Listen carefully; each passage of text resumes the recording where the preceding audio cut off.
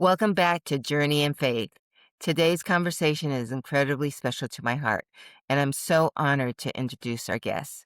Many years ago, she was my college communication professor, but God used her for a much bigger purpose in my life.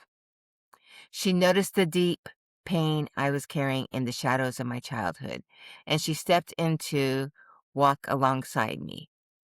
We began working together on my healing, and over the years, that professional bond grew into a beautiful, lasting friendship. She is someone who still gently guides me, who supports this ministry in a massive way, and who intimately understands this path because of her own beautiful journey of recovery. Please welcome my dear friend, mentor, and professional guide, Dr. Joan Rodano. Good afternoon. Nice to be here. I'm happy to tell my story. And I'm going to start, first of all, with my story of recovery and the blessing of the Lord. Okay. I was an alcoholic and once an alcoholic, always an alcoholic. I am an alcoholic. Um, I have been in recovery for 42 years, thanks to the Lord. And this is what happened. The last days of my alcoholism, I was crawling around on the floor in my apartment, and I was crawling from the bathroom to my daughter's room. And when my daughter, who at that time was 19, saw me crawling, she said, "Get out of here, you are disgusting." Well, I said to myself, disgusting can't possibly be true. So I crawled back into my own room and thought, maybe it's true. Maybe I am disgusting. Maybe I should stop this drink. So I laid on the floor in front of my window in my bedroom, and I said to the Lord, help me. And at that moment, a bright white light came into the room. It was midnight and covered me and said, I have a plan for you, but it is your choice to drink or not drink. I am here for you, and I have a way and a special plan, especially for you. Oh, the light went out the window, and I thought, holy moly, look at this. The Lord is speaking to me who was unworthy. So I said, I better take the choice that the Lord gave me and stop this insanity. The Lord will help me. So I had at that time, there were princess phones, a red princess phone. I pulled it from the night table onto the floor where I still was. And I called my friend who was in Alcoholics Anonymous, who I always, by the way, used to make fun of and say, that's ridiculous. Women aren't alcoholics. I called her and I said, I think I'm an alcoholic and I need your help. Oh my goodness, I've been waiting 3 years for you to tell me that. Really? How amazing. I didn't know that. I will help you. So that moment was the last moment that I ever drank. And the Lord walked beside me for all these years. My friend, she helped me, went to AA. And during the same time I was getting sober, I was working on my master's degree in counseling and working for the airline industry. And pseudo taking care of my 19-year-old daughter who couldn't stand me at the time. Who could blame her? I was always so crazy. Because alcohol not only makes you drunk and screws up your brain and you don't act properly. So I began to get a clear head. And the Lord walked with me and has ever since.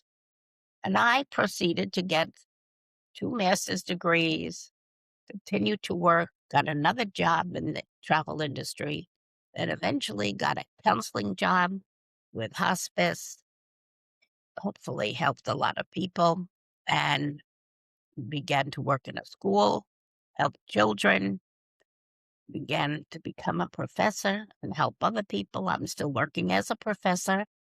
And the Lord has given me many opportunities like he promised, which is amazing. Who knew he meant what he said? Who knew that I really was going to get help direct from above? And it was the most amazing journey. because along the way, I moved to Las Vegas to be close to my daughter, who at that time moved there. And I had two grandchildren who think I'm perfect because they never saw a drunken grandma, which is kind of interesting because I know my daughter would have never let me near my grandchildren if I was a drunk. I have the privilege and the love of those children. I helped raise them sober. Imagine you could do sober. Unbelievable. How could I say? Then I met my husband in Las Vegas 17 years ago. Who thought anybody would want to marry a crazy girl like me? But he's a very sweet man who takes care of me and loves me. And every day he tells me he loves me and that I'm beautiful. A man needs glasses. I don't know what to say about it, but he's the best thing that ever happened to me besides my daughter and my grandchildren and my wonderful son-in-law who thinks I'm great too. So sobriety has given me a totally different life.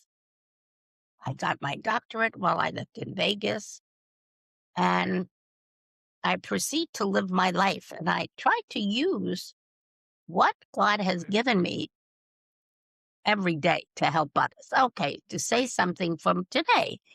There's a lady who cleans our building. There's a sweet lady who hardly speaks any English. And she's always so kind to me. So I decided to clean out all of my custom jewelry, which landed up to be cottons. And my husband laid it out on a box and taped it so they wouldn't get tangled up, probably with their 50 pairs of necklaces and earrings. And this morning I had called her to come and get them. And I think in a way that's a charitable thing to help somebody smile. She has two teenage daughters, and it's a lot of cool jewelry. Just I never wear it. I have another ton.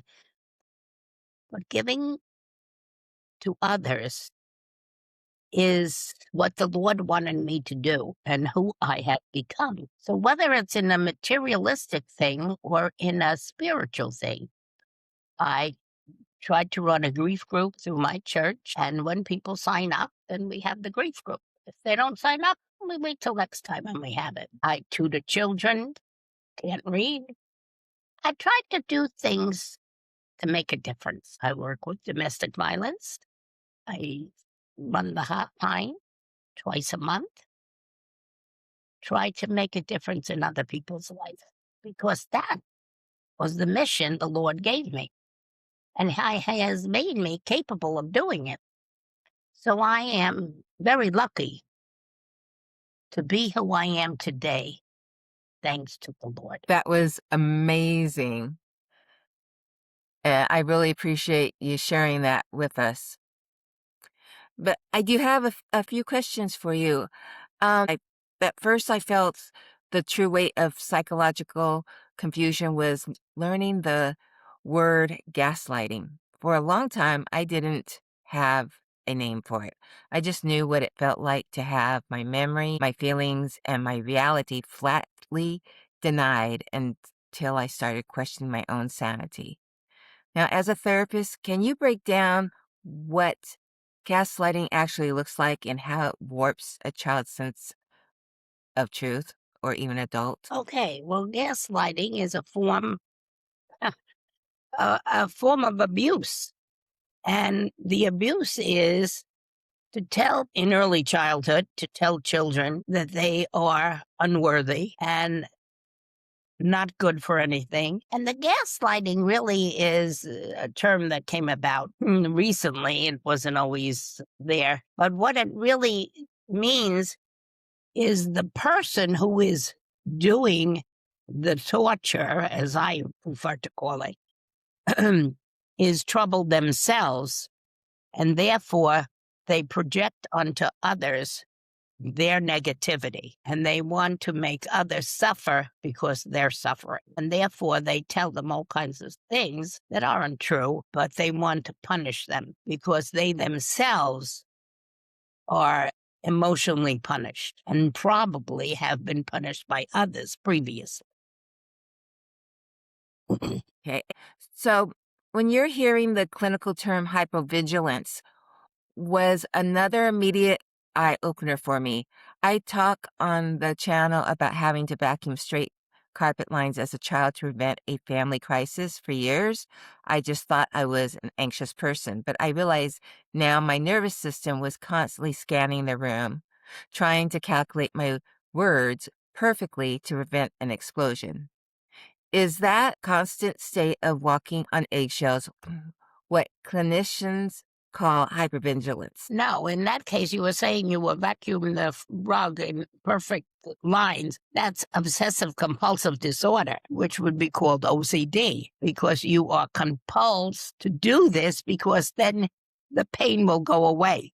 So if I keep vacuuming that this way, I will release the pain. Obsessive compulsive disorder is making you do these things repetitively to free the psychological mind of the punishment that you have received. Hypervigilant means always on eggshells or walking in fear, being hyper anxious, then we would call an anxiety disorder. Because why are we hypervigilant? We're hypervigilant because we cannot do what we want to do because someone is telling us we're totally incapable. So if we keep trying, that would be the hypervigilant part.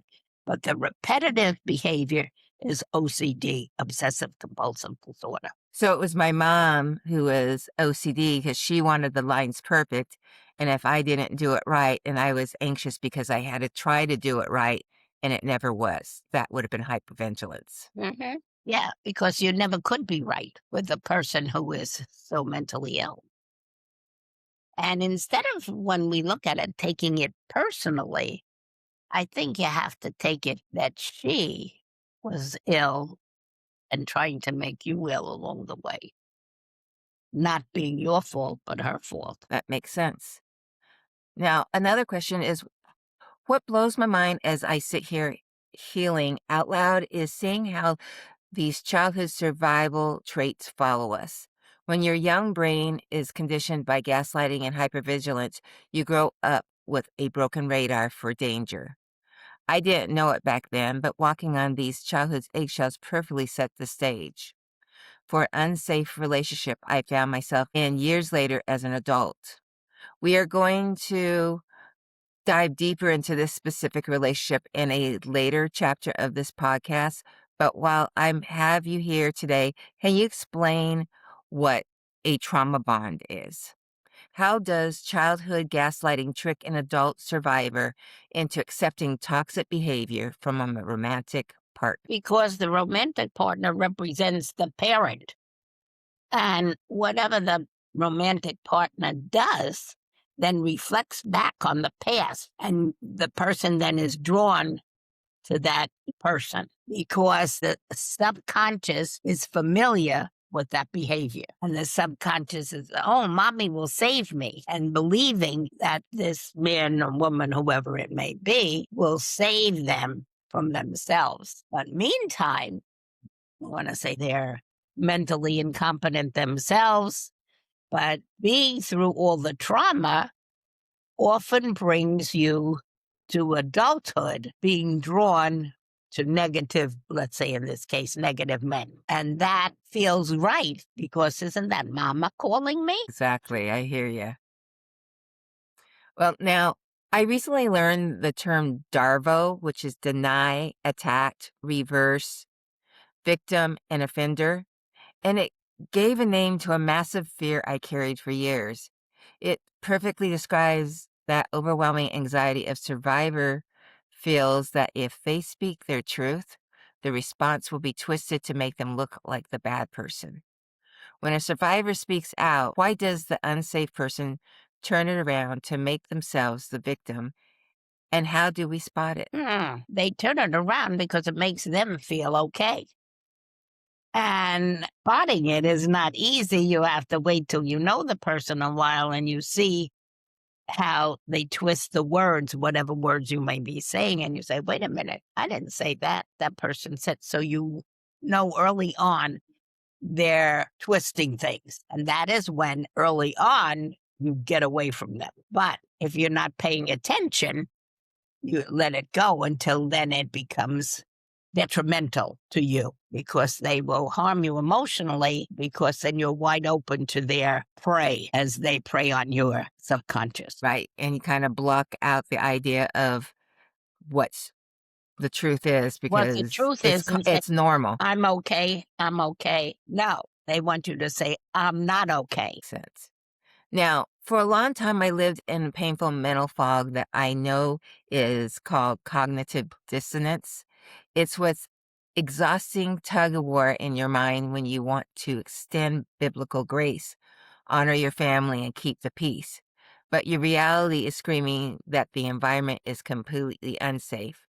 How does a person navigate that painful mental fog of loving a parent or partner while simultaneously knowing that choosing personal safety isn't a lack of faith? You gotta get away from those people. I don't care if they're your mother, your brother, your husband. No, get away from the toxic environment. Some people say, oh, but that's my mother. Well, too bad. It may be your mother, but your mother is poison. So you want to eat poison?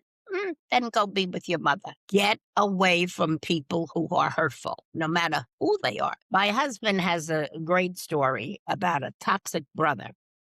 Now, he had one sister and one brother. And he was born in Germany. He lived in Germany. He became an American military soldier, an officer, but his brother was extremely jealous of him. But he was extremely close to his sister, and she was loving and wonderful. He kept saying mean and hateful things about the sister for years. He would get on the phone and tell him that the sister was a whore, that she was evil, that she was no good. Meantime, the sister was more saintly than most people. Okay. Finally, he said the last straw that he had had it, and he said, I'm never talking to you again because you are toxic. Boom! That was before I met him. I guess it's about 30 years ago, and he hasn't ever mentioned him. I have mentioned him because I'm so nosy. He said, I don't care if he's alive or dead. It's irrelevant to me. His evilness and his toxicity is not worth it. It's over. Let the Lord take care of it. And I think that is a great thing. I personally have a hard time with that, and I'll tell you my story. I have a cousin, had a cousin, she passed away a year ago, who treated me like plain English forever, from day one, from the time I was little. She was 15, her father died, and I was 5, and my mom died. And we got to live with our grandparents and our surviving parent. She was jealous of me because I was small and cute and everybody paid attention to her. And she was really a beautiful girl and very intelligent. But she hated me, and she hated anything she had to do because sometimes she was assigned to give me a bath or fix my hair or do something, and she just hated it. But yet I admired her because she was a teenager and she had beautiful clothes and she had a boyfriend, and I aspired to be like her. And as the years went by, she was still as mean as could be, just unkind. When my father was going to die, he told me, be nice to Mary. I said, Dad, why? She's mean to me. Just promise me to be nice. So I said, I'll do my best. So I did my best for a couple of years after that. And then she said the stupidest thing to me. I had heard that her husband was ill. So I called to say, I'm so sorry that your husband is ill. And she said, no, you didn't call to say you're sorry that he's ill. You called to gloat that he is ill and be happy for me that I have to suffer because he's ill. Well, takes a long time for some of us to get the clue. Okay, goodbye, Mary. And I never talked to her again. That was 10 years before she died. And I never talked to her because that was the last straw. First of all, I'm not unkind, and I'm not going to wish that, oh, goody, your husband's sick. Wonderful. What are you, weird? You're insane. There's a time to cut the ribbon, and we have to cut the ribbon no matter what, no matter who they are, no matter who you have to promise, oh, yes, I'm going to do it. And I said up to heaven to my father, that's it, Dad. Enough is enough. I tried to keep my promise, but she was so mean. I'm not doing it. So when there's a toxic person, of course, the sooner the better. I should have cut ties with that little witch long before, but I kept hoping she would turn around. I was wrong. That's the code. Cut ties with toxic people. You can't change them. You can't make them get along with you. They will always be putting poison in your mind. I have a client who is in her 30s. Her parents were extremely toxic. They were of the Mormon religion, and they insisted that she be that. But she decided she didn't want to be that. And so the minute she decided it, they cut her off. So her job really was to work through how never to talk to them again because they didn't want her. So how can you be with parents who don't want you? Can't. Poof, cut it and move on, even though it hurts. Wow. Yeah, it's pretty intense, and it's hard to know when that fine line is to cut someone off. I think most everybody's challenge, wouldn't you say? But you had to be some. My husband was the smartest. He knew what he was and he did it. And I'm proud of him that he did it because I don't know that I would have been able to cut the tie, but he did. And isn't it true sometimes it's just temporary and sometimes you can go back and No, help them? no, it's never temporary because they're not changing. It's permanent. They are not good for you. They are toxic. It's not temporary. It's a permanent toxic person. You can't go back. That's another fallacy. People think they could go back and change it. They can't. Well, no, not that they change it, but some people actually do change and try to be a better person and try to heal. I know it's probably very few, but I Yeah, felt that my mom did. in some ways, not in all. Right. You You know, always have to be careful when you do that. yeah, because it can turn on a dime. Well, for someone watching this right now who feels completely overwhelmed by the terms we discuss, what is a simple practical exercise or tool they can use tonight to pause and reset their nervous system? Simple tool I will give you is make a phone call to a therapist who can help you. That's it. God helps those who help themselves. Thank you so much for your time, your years of mentorship, and the incredible wisdom you shared with our community. If you are watching or listening to this, remember that giving a name to your pain is the first step toward walking out of the wilderness. Make sure to subscribe to Journey and Faith so you don't miss our upcoming chapters. We will see you next time, and remember, God is walking alongside you every step of the way.